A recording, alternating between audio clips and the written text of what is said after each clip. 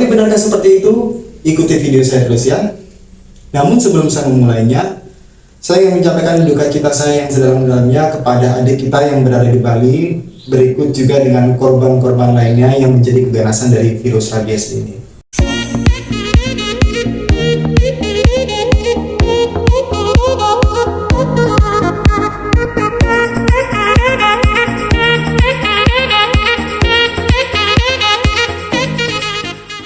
Halo teman-teman, kembali lagi bersama saya Yoga. Kita sesuai topiknya ya, mengenai rabies ya.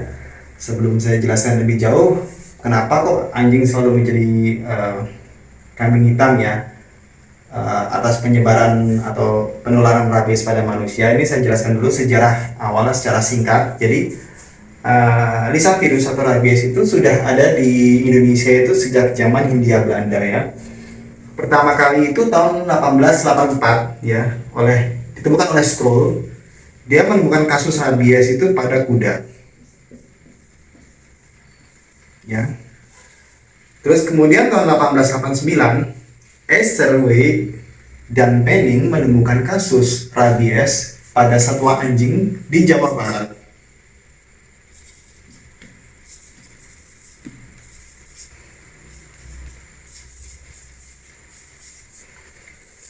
Lalu tahun 1894, E.P. Denham menemukan kasus rabies yang sudah menular pada manusia. Ya.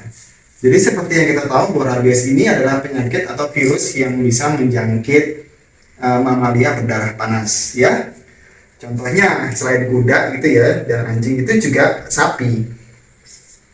Sapi ya kita tahu ya, mungkin tahu semet cow gitu ya. Terus kambing. Ya, musa, kucing, ya baru anjing, monyet juga termasuk hewan yang bisa menjadi karier penularan rabies pada manusia. Tapi di antara semua hewan ini, kenapa kok cuma anjing aja yang menjadi potensi penyebaran rabies terbesar pada manusia? Ini berikut saya jelaskan ya. Saking umumnya kalau digigit anjing itu artinya rabies itu bahkan sampai dicakar anjing pun juga ada anggapan bisa tertular rabies ya gitu ya. Benar atau tidak? Jawabannya ya benar ya. Contohnya pernah ada kasus di mana anjing saya, Saint Bernard itu dia mencakar seorang anak, kemudian orang tuanya bertanya, rabies gak tuh gitu loh. Ya saya jawab enggak gitu ya. Tapi apakah artinya tuh anjing itu memang membawa rabies atau dia tuh mengeluarkan rabies? Ya tentu tidak ya. Kita tahu rabies itu dalam observasi saya ya dan beberapa sumber itu rabies itu memang diawali dari yang namanya itu kelelawar. Contoh ya, kelelawar.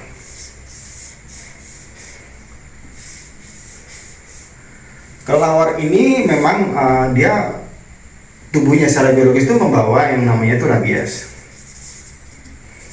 Lalu bagaimana penularan rabies pada kelelawar itu bisa sampai anjing? Nah ini yang menarik ya.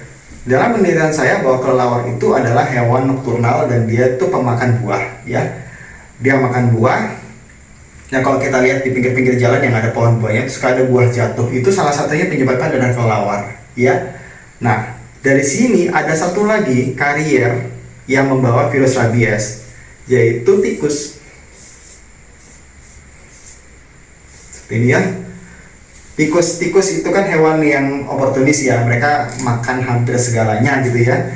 Ada sisa makanan di bawah yang dimakan. Walaupun itu bekas kelelawar dan apalagi kelelawarnya itu sudah membawa rabies, jadi tikus ini menjadi karier ya. Setelah itu apa? Tikus itu juga suka yang namanya sampah. Ini ya sampah ya. Karena di sini juga ada sumber makanan sisa dari manusia ya. Dia makan, kemudian namanya tempat sampah itu kan sudah seperti mall ya bagi hewan liar ya. Sampah, ada lagi hewan yang bergantung hidupnya pada sampah adalah anjing liar, gitu ya. ceritanya anjing gitu ya. Anjing, kita tahu anjing itu kan nggak mungkin satu ekor ya dalam satu kelompok ya, itu dia bisa ada 4 bahkan sampai 9 ekor. Dia hidup bergantung juga dari sampah sama seperti tikus. Jadi ada makan, mungkin udah terkenal liurnya tikus ya, terus dimakan sama anjing ya. Apalagi anjing itu kan selain mereka berbicara atau komunikasi satu sama lain itu juga dengan lidah ya, mereka kan menjilat wajah ya, menjilat wajah. Misalnya kalau ada makanan gitu di sini, anjing kan pasti berkelahi ya, bertengkar gitu ya, berkelahi, saling gigit, akhirnya dari satu ekor ini dia bisa menjadi 3 ekor yang tertular. Kemudian sehilo sama anjing lain jilat-jilat wajah itu bisa jadi 6, terus saja begitu. Nah, sifat anjing itu kita tahu semua adalah teritorial ya. Dia akan menyerang hewan lain atau kelompok anjing lain, termasuk juga akan menyerang orang asing yang masuk ke wilayah mereka ya. Dari sinilah akan ada gigitan anjing ya, orang yang digigit anjing itu, orang ini nanti akan terjangkit yang namanya tuh rabies.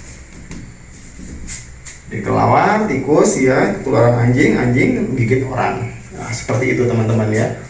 Kenapa hewan lain seperti kucing potensinya sangat kecil sekali?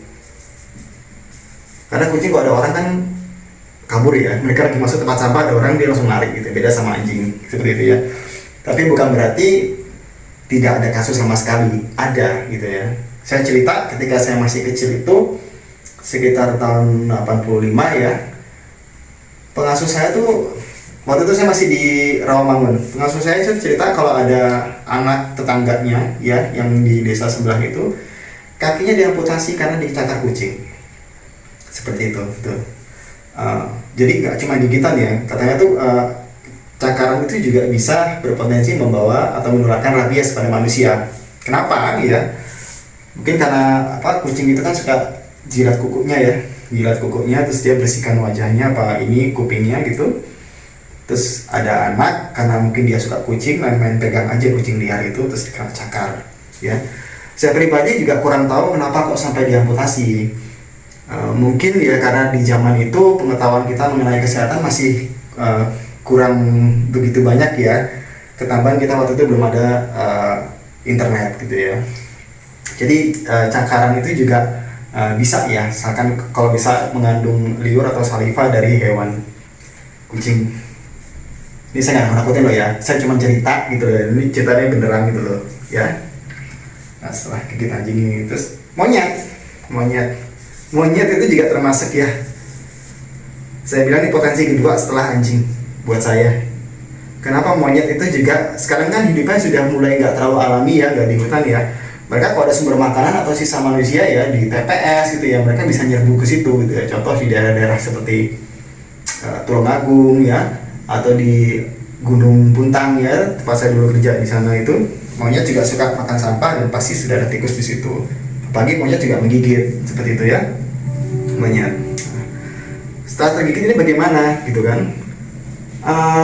Gini, kita setelah tergigit itu pasti akan merasa nggak sakit ya. Karena kan umum kalau kita tuh sering merasakan demam seperti mau flu ya. Gejala awal rabies ya seperti flu itu ya, tapi sebenarnya bukan flu, kita cuma merasa pusing, lemas, gelisah, susah tidur ya, gelisah, susah tidur. Lalu kalau didiamkan ini ya, ini masa inkubasinya tuh bisa sampai 60 hari sampai 1 tahun tergantung. Kalau semakin dekat dengan kepala ya akan semakin cepat aja gitu ya, bisa 30 hari ya, atau kurang bisa 3 minggu gitu ya. Nah setelah itu kita akan mengalami akut itu kita akan kram, terasa kram seperti satu badan tuh kram, termasuk leher ya, kita akan mengeluarkan banyak liur, itu menelan liurnya susah, sakit ya, mau minum pun juga terasa sakit ya. Jadi kita akan mengalami yang disebut hidrofobia.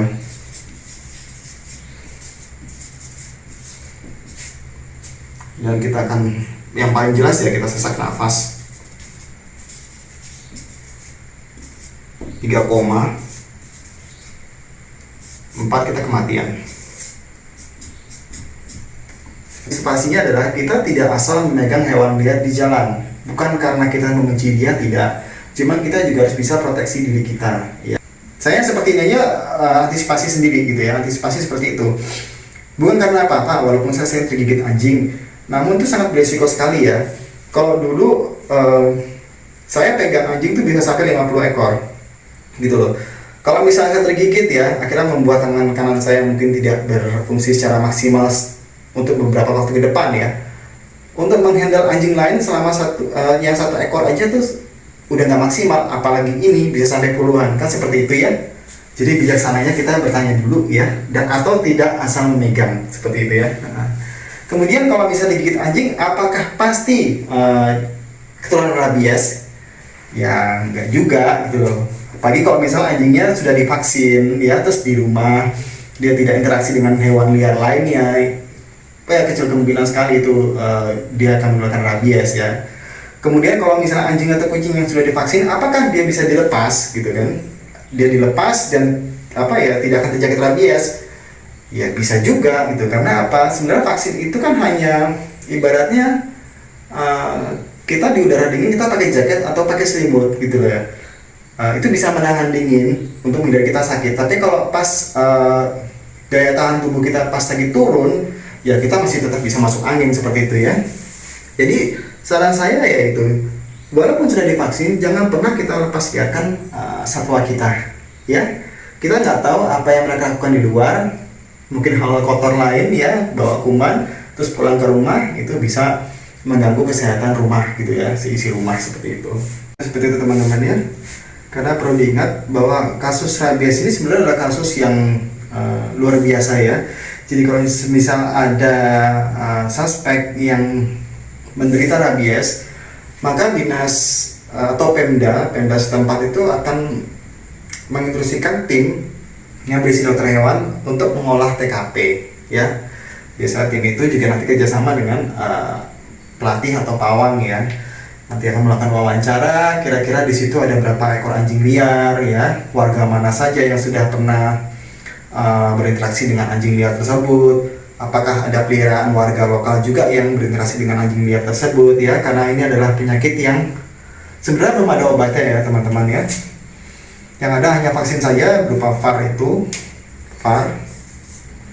itu kita semua tahu ya, bahwa vaksin itu sebenarnya kan hanya memasukkan virus yang tidak aktif ke tubuh kita agar tubuh kita itu bisa belajar melawan virus ini.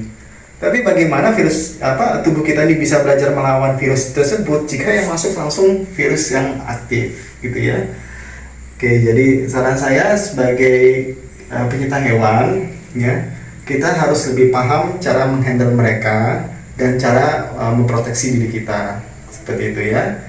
Supaya supaya kita juga terhindar dari hal-hal yang tidak diinginkan gitu loh. Jadi semisal kalau kita tuh mendekati mereka terus ada kecelakaan atau ya kejadian yang tidak diinginkan gitu ya, segera kita ke dokter, kita minta vaksin rabies dan mungkin vaksin tetanus ya, yang belum pernah suntik tetanus itu juga ya, seperti itu. Jadi kita jaga terus keselamatan kita, kesehatan kita, juga satwa kita, seperti itu ya. Dengan kita sebagai pencinta hewan, kita harus lebih paham cara menjaga diri kita, keluarga kita, dan hewan peliharaan kita yang sudah kita pelihara di rumah dengan mengikuti aturan keselamatan yang ada. Seperti itu teman-teman ya. Oke.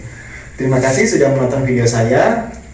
Jangan lupa di subscribe karena habis ini saya akan mengangkat hal yang lebih menarik ya, jadi ditunggu saja. Oke. Terima kasih.